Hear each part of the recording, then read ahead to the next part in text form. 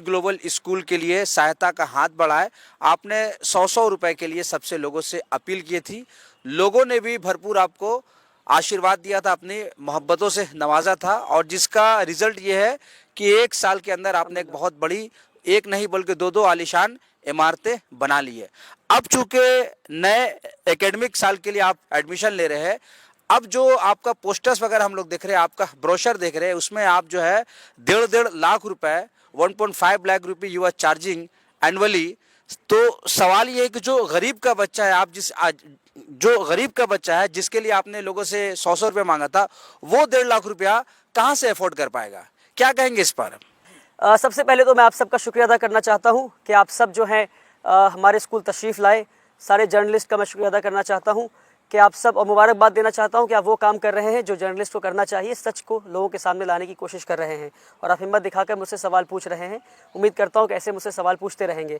आपने सवाल पूछा कि मैं जब 100-100 रुपये लेकर गरीब बच्चों के लिए स्कूल बनाया हूँ तो मैं 1.5 लाख रुपये क्यों चार्ज कर रहा हूँ, क्या मैं चार्ज कर रहा हूँ या नहीं कर रहा हूँ? तो मैं बिल्कुल 1.5 लाख रुपये साल का फ़ीस चार्ज कर रहा हूँ। मगर अब सवाल है कि किससे चार्ज कर रहा हूँ और क्यों चार्ज कर रहा हूँ।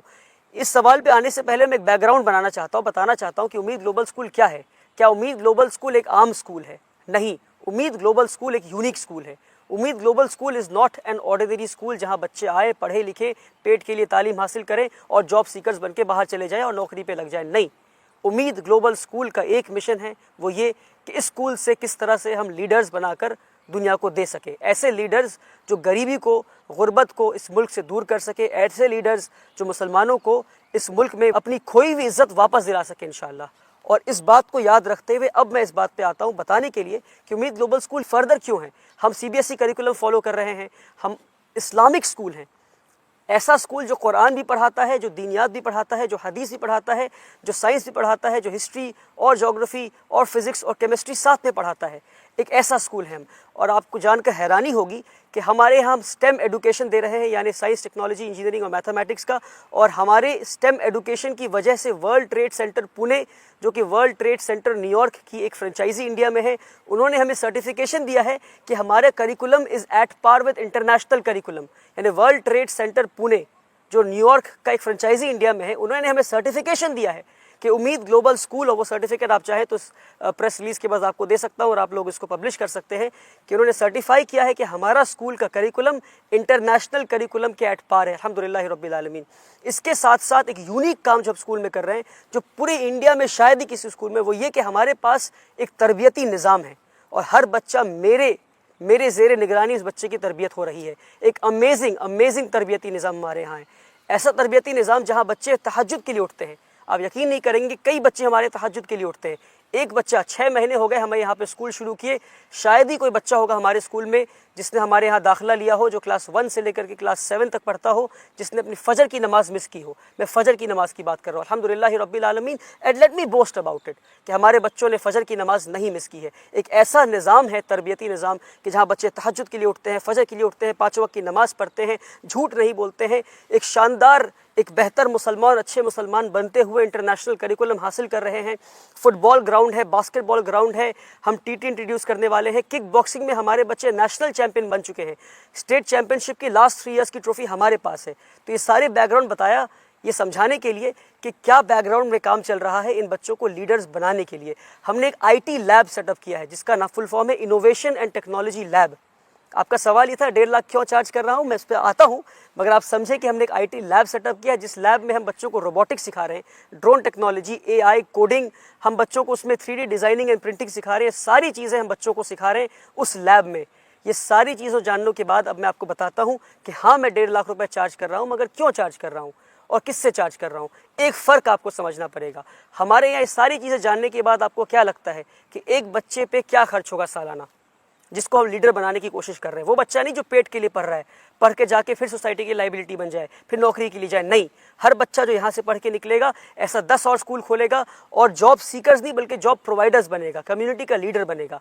ऐसी प्रोग्राम में एक बच्चे पे क्या लगता है आपको, क्या खर्च होगा बताइए मुझे? मिनिमम क्या खर्च होगा साल का बताइए? 3 लाख रुपए। आप 3 लाख कह रहे हैं, आप कोई और बताइए? 2 लाख 3 लाख तो लगेगा। चलिए मैं आपको हकीकत बताता हूँ, एक बच्चे पे 70,000 रुपये खर्च है। कितना खर्च है? 70,000 रुपये एक बच्चे पे खर्च है, ईयरली खर्च है। ठीक है, क्योंकि हमारा प्रोग्राम ऐसा है। और मैं बताना भूल गया, शानदार खाना 3 वक्त का, 2 टाइम फल, फिर दूध, ये सारी चीज़ें, मछली, पनीर, चिकन, सारी चीज़ें, अमेजिंग डाइट बच्चों के लिए, ऐसी डाइट जिसको खाकर बच्चे सच में लीडर बन सके इंशाल्लाह। इन सब के बावजूद हमारा जो एक बच्चे पे खर्च है सालाना, वो 70,000 रुपये एक बच्चे पे खर्च है। हमारा स्कूल का कैपेसिटी जो है वो 1000 बच्चों का है। अगर 1000 बच्चे पूरे स्कूल में आ गए तो एक साल में हमारा क्या खर्च होगा बताइए? 70,000 इंटू 1000 कितना हो गया? 7 करोड़। यानी हमारे स्कूल का हर साल एक्सपेंडिचर 7 करोड़ होने वाला है। हर साल एक्सपेंडिचर कितना होने वाला है? 7 करोड़। मैं एक बार 7 दिन में 7 करोड़ रुपए रेज कर लिया तो पूरी दुनिया ने मुझे सराहा और मेरी तारीफ की और कहा वाह वाह, आपने 7 दिन में 7 करोड़ जमा कर लिया, आपने कमाल कर दिया। अब सवाल का जवाब दीजिए मेरा, क्या मैं 7 करोड़ हर साल जमा कर पाऊंगा? एक बार जमा कर लिया, मान लीजिए अगले साल फिर जमा कर लूँ, उसके अगले साल फिर जमा कर लूँ, और उसके अगले साल ना जमा कर पाए, फिर क्या करूँगा? बच्चों को मैं सैलरी कहाँ दूंगा? टीचर्स को सैलरी कहाँ से दूंगा? बच्चों को खाना कहाँ से दूंगा? इलेक्ट्रिसिटी बिल कहाँ से भरूंगा? क्योंकि एक बच्चे पे 70,000 रुपये खर्च है, और अगर 1000 बच्चे पढ़ते हैं 7 करोड़ स्कूल का खर्च होने वाला है। तो ये 7 करोड़ रुपए हर साल में कहाँ से लाऊंगा? और बाय चांस अगर ये 7 करोड़ किसी एक साल में जमा नहीं कर पाया मैं, तो क्या मैं स्कूल बंद कर दूँ, ये बिल्डिंग खाली हो जाए? तो हम एक सस्टेनेबल मॉडल के टुवर्ड्स जाने की कोशिश कर रहे हैं। इसलिए हमने ये नया स्कीम निकाला, हमने एक स्ट्रैटेजी बनाया कि हम 25% बच्चों से फीस लेंगे और 75% बच्चे हमारे स्कूल में फ्री ऑफ कॉस्ट पढ़ेंगे, जिस तरह से पिछले 6 साल से पढ़ रहे हैं। एक और बात वाज़ेह कर दूं, लोगों को लगता है कि पहला साल मेरा स्कूल का है। 1000 स्क्वायर फीट के अपार्टमेंट में स्कूल शुरू किया था जब मेरी उम्र 19 साल की थी, 2018 1 अप्रैल। आप में से कई लोगों को ये बात पता है। तो अगर मैं किसी साल 7 करोड़ रुपए जमा नहीं कर पाया तो क्या स्कूल बंद कर दूँ? नहीं बंद कर सकता। तो 25% बच्चों से फीस ले रहा हूँ मैं, यानी कितने बच्चों से बताइए? 1000 बच्चों में 25% यानी 250 बच्चों से। 250 बच्चों से 70,000 रुपये फी लेता हूँ, कितना हो गया बताइए? अगर 250 बच्चे 1.5 लाख रुपए फीस दे रहे हैं तो कितना हो गया? 3 करोड़ 75 लाख। खर्च कितना है हमारा? 7 करोड़। फीस के बाद कितना आया? 3 करोड़ 75 लाख। बाकी बचे पैसे कहाँ से लाऊंगा? उसके लिए फिर मुझे हाथ फैलाना पड़ेगा, फिर भीख मांगना पड़ेगा। तो हमारी कोशिश है कि एक साल आहिस्ता आहिस्ता हम सस्टेनेबिलिटी के टुवर्ड्स हम जाएं इंशाल्लाह। तो ये रीज़न है कि हम 25% बच्चों से फीस ले रहे हैं। वो बच्चे तो दे सकते हैं, यानी एक बच्चा जो 1.5 लाख रुपए फीस दे रहा है, यानी वो एक बच्चा अपना खर्च दे रहा है और उसके साथ साथ एक और बच्चे का खर्च दे रहा है। तो कितना अमेजिंग और ब्यूटीफुल मॉडल है कि सोसाइटी के अच्छे घर के बच्चे भी हमारे आके पढ़ सकते हैं। और अब यकीन माने कितना सुनहरा हमारे यहाँ नज़ारा होता है जब एक करोड़पति बैठा होता है कुर्सी पे पेरेंट्स टीचर्स मीट में, उसके बगल में एक रिक्शा वाला बैठा होता है। जब एक करोड़पति बैठा होता है हमारे बगल में और उसी के बगल में उसके घर वाली काम वाली बाई बैठी हो या उसी का ड्राइवर बैठा हो। ये हम कहना चाह रहे हैं कि हमारा जो मिशन है कि education of the rich for the poor, कि एडुकेशन जो अमीरों की तालीम है गरीबों को फराहम करें। हम किस तरह से अमीरों की तालीम हम गरीबों को फराहम करें, ये हमारी कोशिश है कि किस तरह से एक ही मालिक और एक ही ड्राइवर का बच्चा एक ही स्कूल में आके पढ़ सके। ड्राइवर का बच्चा फ्री ऑफ कॉस्ट पढ़ सके और मालिक का बच्चा 1.5 लाख रुपए फीस देकर पढ़ सके। तो इसलिए हम 1.5 लाख रुपए फीस ले रहे हैं। उम्मीद करता हूँ कि आप के सवाल का मैं जवाब दे पाया। दूसरा सवाल वली रहमानी साहब ये है कि जिस तरह से स्कूल यहाँ कामयाबी से चल रहा है, सैलरी क्या आप यहाँ से सैलरी लेते हैं? तो कितना लेते हैं? आपने पूछा कि जिस तरह से स्कूल चल रहा है क्या मैं सैलरी लेता हूँ?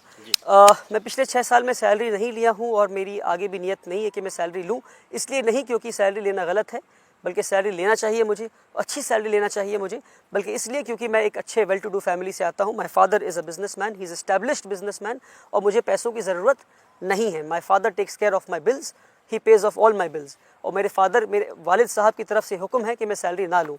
मगर हाँ, अगर आप कहेंगे तो मैं आपको अपना अपॉइंटमेंट लेटर दिखा सकता हूँ। मैं भी एक स्कूल का एक एम्प्लॉय हूँ। I am acting in the capacity of the school secretary. मैं अपना अपॉइंटमेंट लेटर दिखाऊंगा जिसमें लिखा है कि मेरी सैलरी 70,000 रुपये है और ये लिखा है मेरे अपॉइंटमेंट में कि मेरी मर्ज़ी से ये सैलरी मैं ड्रॉ नहीं करूँगा।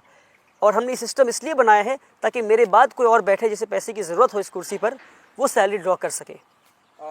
वली साहब, मेरा सवाल ये है कि आपको इस स्कूल में जाहिर सी बात है कई ऐसे लोग हैं जिन्होंने आपका सपोर्ट किया, आपके डोनर है, आपके वेल विशर है, लेकिन एक बात ये भी सुनने में आ रही है कि जो डोनर्स है वो लोग भी किसी बच्चे को, किसी स्टूडेंट को रिकमेंड करते हैं आपके पास कि उसको स्कूल में दाखिला ले लिया जाए, उनको एडमिशन लिया जाए, उनकी भी रिकमेंडेशन को आप नहीं मान रहे। रिजेक्ट कर देता हूँ। What is the reason?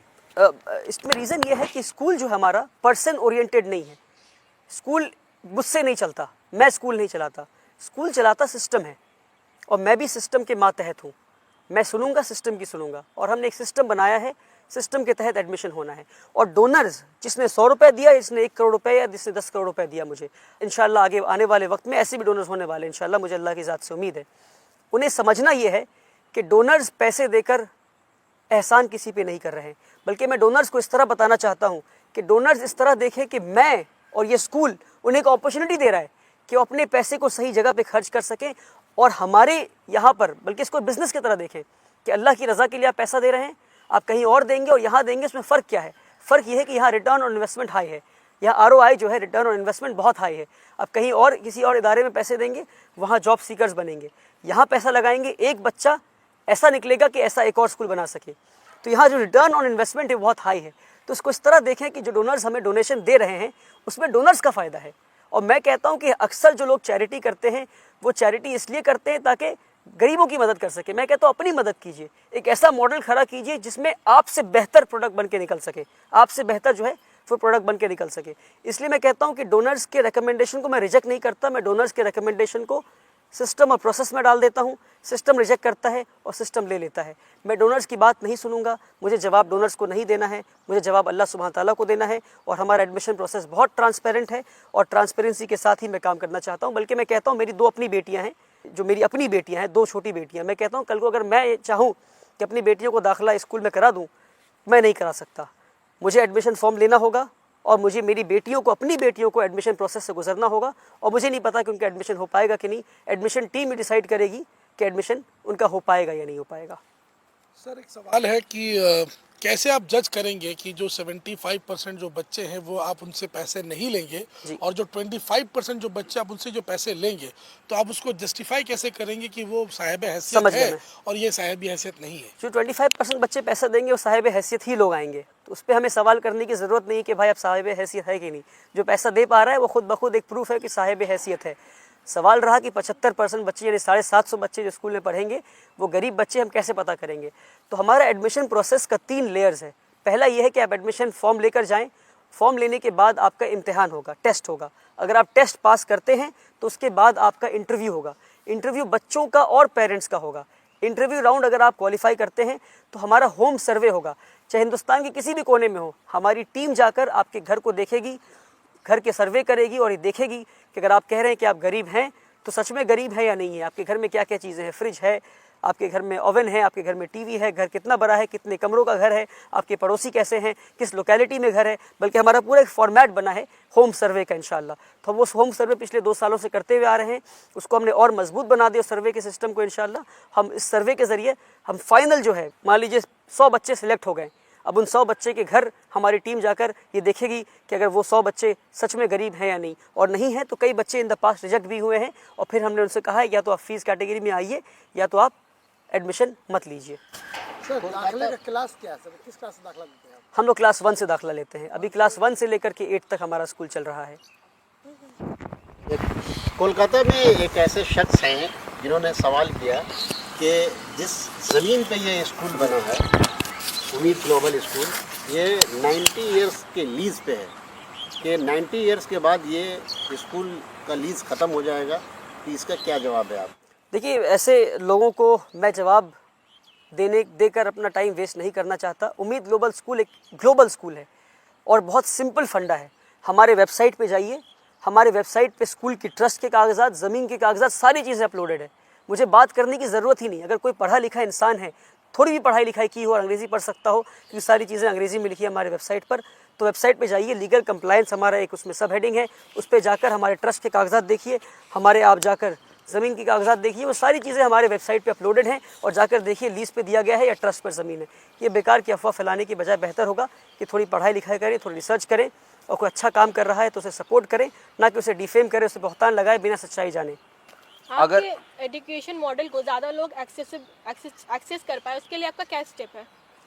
हमारे एजुकेशन मॉडल को ज़्यादा लोग एक्सेस कर पाएँ, उसके लिए तो हमें टू बी वेरी ऑनेस्ट इसमें बहुत ज़्यादा अच्छा अभी हमारे पास कोई पुख्ता स्टेप नहीं है, क्योंकि बहुत यूनिक मॉडल है और एक्सेसिबल कर पाए। इसके लिए ज़रूरत यह है कि कौम की जो कम्युनिटी, जो बिज़नेसमैन हमारे बल्कि मैं कहता हूँ यहाँ से 4 किलोमीटर की दूरी पर लेदर कॉम्प्लेक्स है, 5 किलोमीटर की दूरी पे मेरे स्कूल से, मतलब अगर मेरी बिल्डिंग पे, स्कूल बिल्डिंग पे खड़े हो जाएंगे तो leather complex, Calcutta leather complex आपको दिखेगा। 20,000 करोड़ की इंडस्ट्री है। मैं आपको बताता हूँ वहाँ से 20,000 रुपये नहीं आए मुझे, सिवाय 1-2 लोगों को छोड़कर जो बहुत ख़ास लोग हैं मेरे, उन्हें इंक्लूड नहीं कर रहा हूँ मैं, क्योंकि मेरे बहुत ख़ास लोग हैं वो, उन्होंने ज़मीन दी मुझे उनको बहुत सालों से जानता था। उनके अलावा क्या कलकत्ता में लोगों को पता नहीं कि यहाँ पे उम्मीद ग्लोबल स्कूल खुला है? क्या लेदर कॉम्प्लेक्स जो 5 किलोमीटर की दूरी पर है, वहाँ पे लोगों को पता नहीं कि 5 किलोमीटर की दूरी पे एक इंटरनेशनल लेवल का स्कूल खुला है जहाँ लीडर्स तैयार हो रहे हैं? लीडर्स तैयार करने का फॉर्मूला कहाँ है किसी के पास? लोग सिर्फ पढ़ा रहे हैं। मैं लीडर्स तैयार करने की बात कर रहा हूँ, मैं लीडर्स तैयार करने की बात कर रहा हूँ। और 20,000 करोड़ की इंडस्ट्री, पूरे मुसलमानों की इंडस्ट्री, 20,000 रुपये नहीं आई, अफसोस की बात है। तो मैं कहता हूँ कि मुसलमान बिजनेसमैन की ये जिम्मेदारी है कि वो पैसा लगाएं और ऐसे कई स्कूल्स खोलने की कोशिश करें।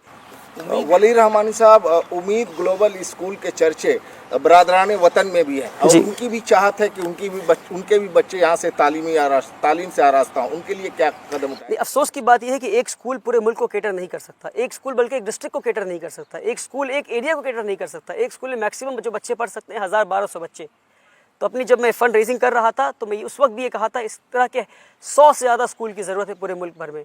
अब हमने एक मॉडल तैयार कर दिया है, मुल्क भर के लोगों से गुजारिश है कि वो आएँ, इस मॉडल को कॉपी करें, पैसा लगाएं और इससे अच्छा स्कूल बना कर दिखाएं। इंशाल्लाह 100% सपोर्ट मेरा आपके साथ है इंशाल्लाह। कोई नॉन मुस्लिम बच्चा एलिजिबल है, क्या उनको अपने यहाँ आप रखेंगे? बिल्कुल रखेंगे। इस मुल्क में हिंदू भी हैं, मुसलमान भी हैं, क्रिश्चियन भी हैं। हम चाहेंगे कि नॉन मुस्लिम बच्चे, क्रिश्चियंस आए, हिंदू हमारे यहाँ आए। बल्कि आप जानकर हैरान होंगे कि हमारे जो हिंदू बच्चे हैं वो कुरान के पीरियड में संस्कृत पढ़ते हैं। हमने हिंदू बच्चों के लिए कुरान और दीनियात की, कितने मतलब हमारे यहाँ कुरान और दीनियात के पीरियड में हिंदू बच्चे संस्कृत पढ़ते हैं। और हमारे यहाँ जो हिंदू बच्चा पढ़ रहा है वो यतीम है, वो मुझे अब्बा जी बोलता है। उसकी वालिदा यानी उसकी माँ जब इंतकाल कर रही थी, इंतकाल करने से 1 हफ्ते पहले मुझसे मुलाकात की और मुझसे कही कि मैं अपने बच्चों को आपके हवाले करती हूँ वली सर। और उसकी माँ जब इंतकाल हो गई तो उसके फादर और उसके घर वाले स्कूल में देना नहीं चाह रहे थे। मैं घर जाकर लड़कर उन बच्चों को अपने स्कूल लेकर आया, हाथ जोड़कर उन बच्चों को स्कूल लेकर आया। वो बच्चे मुझे अब्बा जी कहते हैं। और जब मुसलमान बच्चे कुरान पढ़ते हैं, जब उन बच्चों का नाम एक्सपोज करना सही नहीं है क्योंकि उनकी प्राइवेसी मैं चाहता हूँ प्राइवेट रहे। आप चाहे तो उन बच्चों से मुलाकात करवा दूंगा मैं आपको। बहुत प्यारे बच्चे हैं, मुझे अब्बा जी कहते हैं। जब बच्चे कुरान पढ़ते हैं तो वो बच्चे उस वक्त संस्कृत पढ़ रहे होते हैं। ये हमारा मॉडल है और हम नहीं चाहते कि यहाँ से मुसलमान बच्चे पढ़ें और जब दुनिया की दहलीज पे कदम रखें, यहाँ मुसलमान एनवायरनमेंट स्कूल के अंदर है और जाके देखें हिंदुस्तान कुछ और दिखता है। हम चाहते हैं कि हमारा स्कूल वैसा ही दिखे जैसा हिंदुस्तान दिखता है। आपका स्कूल बिल्कुल सेक्युलर हमारा स्कूल, जितना सेक्युलर कॉन्स्टिट्यूशन में दिखा है उतना ही सेक्युलर हमारा स्कूल है। और नमाज पढ़ना सेक्युलरिज्म है, कुरान पढ़ना सेक्युलरिज्म है। हम कुरान इसलिए पढ़ाते हैं, हम नमाज इसलिए पढ़ाते हैं, हम संस्कृत इसलिए पढ़ाते हैं क्योंकि हमारे कॉन्स्टिट्यूशन इजाज़त देता है और कॉन्स्टिट्यूशन इजाज़त देगा। और कल को अगर ना दे तो फिर हम बात करेंगे इंशाल्लाह। स्कूल का I guess this is the first year admission हो रहा है। अगर कोई इन्फ्लुएंशियल आदमी का, किसी MP MLA वगैरह का अगर रिकमेंडेशन लेटर लेके आता है फॉर एडमिशन, क्या आप उसको एक्सेप्ट करते हैं? हम रिकमेंडेशन एक्सेप्ट करते हैं मगर पोस्ट टेस्ट पास करना, पहले आपको टेस्ट पास करना होगा। अगर आपने टेस्ट पास कर लिया, अगर आपके बच्चे ने टेस्ट पास कर लिया और हमारे पास 10 बच्चे हैं, 10 के 10 में 9 नंबर हैं और उसमें से एक बच्चा रिकमेंडेशन लेकर आया है तो फिर हम रिकमेंडेशन वहाँ पर एक्सेप्ट करेंगे। पर पहले आपको टेस्ट पास करना होगा, टेस्ट पास करके आपको आगे बढ़ना होगा। मैं देख रहा हूँ कि ये बिल्डिंग आपके पीछे जो है पूरी तरह से बनकर तैयार है, लेकिन हॉस्टल अभी काम अधूरा है। क्या कहेंगे यहाँ की आवाम से, बंगाल की आवाम से और तमाम हिंदुस्तान की आवाम से? तमाम हिंदुस्तान की आवाम से मैं ये कहूँगा कि आपने बहुत साथ दिया है मेरा, और कलकत्ते के आवाम से, स्पेशली बिजनेसमैन से कहूँगा कि आप अपनी ज़िम्मेदारी ना भूलें, स्कूल विज़िट करें और मुझे सपोर्ट करें। कई सारे काम अभी भी बाकी हैं, उनको पूरे करने हैं, हमें अभी भी फ़ंड्स की ज़रूरत है। आप आएँ और देखें किन किन चीज़ों की ज़रूरत है हमें, उन चीज़ों को आप पूरी करने में हमें मदद करें। और पूरे हिंदुस्तान के लोगों से कहूँगा, आप जिस भी सिटी में हैं, अगर आप बिजनेसमैन हैं, 10-15 बिजनेसमैन जुड़कर वहाँ स्कूल कायम करें। अगर आपको टेक्निकल सपोर्ट चाहिए, सिस्टम में सपोर्ट चाहिए, एकेडमिक सपोर्ट चाहिए, जिस तरह की भी सपोर्ट चाहिए आपको, सारी सपोर्ट इंशाल्लाह मैं आपको करूंगा। ये मेरा वादा है आपसे। मैं पिछले 6 साल में स्कूल के मॉडल्स को स्टडी किया हूँ and I have the expertise and I am ready to share the expertise with everybody who comes to me इंशाल्लाह, सो दैट हर डिस्ट्रिक्ट में, हर इलाका में एक इस्लामिक स्कूल हो जहाँ हिंदू बच्चे भी आएँ, क्रिश्चियन बच्चे भी आएँ, तरबियत हासिल करें और इस मुल्क को एक बेहतर मुल्क बनाने में और पावरफुल मुल्क बनाने में मदद करें इंशाल्लाह। क्लास 8 तक पढ़ाते हैं क्या? 9-10 भी पढ़ाई शुरू? अभी बच्चे क्लास 7 तक पहुँचे हैं जो कमिंग एकेडमिक ईयर है यही 7 के बच्चे 8 पहुंचेंगे। हमारी पूरी कोशिश है कि हम क्लास 12 तक स्कूल को ले जाएं। हम इस तरह कई सारे स्कूल्स बनाएं। किस बोर्ड से आपका है? हम लोग CBSE एफिलिएशन लेने वाले हैं एक इंशाल्लाह। आखिरी सवाल, क्या स्कूल ख़त्म होने के बाद कुछ ऐसा कोर्सेज वगैरह होते हैं क्या यहाँ पे? नहीं, बिल्कुल बताया मैं, तरबियती निज़ाम है हमारे यहाँ। स्कूल ख़त्म होने के बाद प्रेप क्लास होता है। हमारे यहाँ ट्यूशन कल्चर नहीं है। स्कूल ख़त्म होने के बाद बच्चे खुद सेल्फ स्टडी करते हैं। तरबियती क्लास होता है, यानी असर से लेकर मगरिब तक बच्चे हदीस पढ़ते हैं, हदीस सुनते हैं। बच्चे फजर, बल्कि मैं एक यूनिक तरबियत के मॉडल पे अगर मैं बात करने जाऊँ, it's a very vast topic कि किस तरह से मैं उसको कोडिफाई करने की कोशिश कर रहा हूँ, एक शानदार तरबियती निज़ाम कायम करने की कोशिश कर रहा हूँ। स्कूल के बाद बच्चे तरबियत क्लास होता है उनका, स्कूल के बाद बच्चे प्रेप टाइम होता है, यानी जब वो सेल्फ स्टडी करते हैं, नमाज़ पढ़ते हैं, गेम्स खेलते हैं, खाना खाते हैं और फिर उसके बाद बच्चे सो जाते हैं। हमारे बच्चे सुबह रात को 9 बजे सो जाते हैं, लाइट्स ऑफ हो जाता है और फिर फजर की नमाज़ के लिए उठ जाते हैं। और जुमे के दिन स्पेशली कई बच्चे तहज्जुद की नमाज़ के लिए उठते हैं। और हमारी कोशिश है कि हम स्कूल को इस पैटर्न पे ले आएँ कि तहज्जुद कंपलसरी कर दें स्कूल में। हमारे बच्चे इशा के बाद तुरंत सो जाएं फ़ौरन और तहज्जुद में हमारे बच्चे उठें। और बल्कि मेरे शेख कहते हैं अक्सर कि उनकी बस चले तो वो तहज्जुद को पूरी उम्मत पे कंपलसरी कर दें, क्योंकि जिस मुसीबत से पूरी उम्मत गुजर रही है इस वक्त, हम सबको तहज्जुद में उठना चाहिए और तहज्जुद पाबंदी से भी पढ़नी चाहिए इंशाअल्लाह। बहुत बहुत शुक्रिया। बहुत बहुत शुक्रिया। Thank you so much.